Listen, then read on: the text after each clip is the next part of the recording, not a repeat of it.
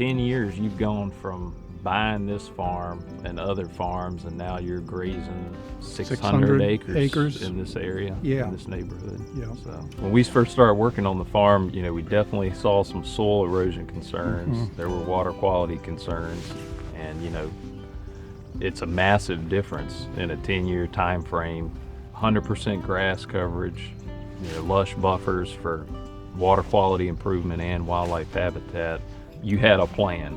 You know, we wanted to set up a grazing operation, and so it was a concern of how much acreage am I going to lose for doing this, but it has really felt minimal, and I can see the benefits to the creeks and the wildlife, and that gets our cattle and livestock on well water, which is a huge benefit for the animals, not drinking out of a muddy pond or mucking up the creeks. Has it helped your grazing utilization and amount of grazing days, just having that water distributed more evenly than having to go to creeks all the time at a certain point? Okay. Yeah, I think the improved water system and the infrastructure is a big element to being able to manage grazing well.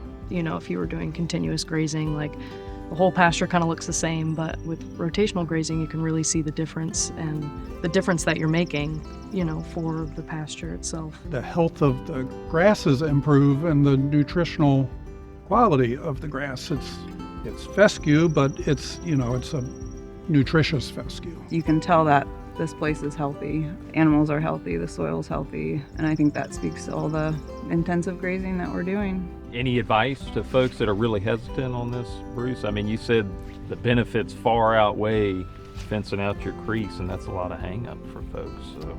Yeah, and y'all have been really helpful and easy to work with and supportive. It hasn't felt like red tape or bureaucracy or, you know, government overreach, or it's been a good and helpful process. Well, I appreciate you saying that. I mean, that thing I got to always tell myself is no matter how much I think I know, I have to keep your goals in mind. And I can remember us taking a lot of time to really plan things out. And we weren't just planning for the next 6 months, but sometimes what's going to happen in a year or two.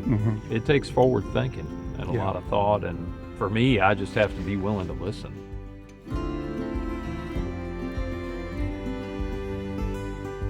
I grew up in Richmond as a city kid, always hiking and camping and playing in the James River. And my granddaddy had a small boat, and we would go fishing at Gloucester Point in Yorktown, which is the York River. We would go bottom fishing weekly if we could for spot and croaker, and we'd eat crabs and oysters every summer. You know, those were great memories, and what we're doing now is directly affecting the York River, which is pretty neat for me. That's cool. Yeah.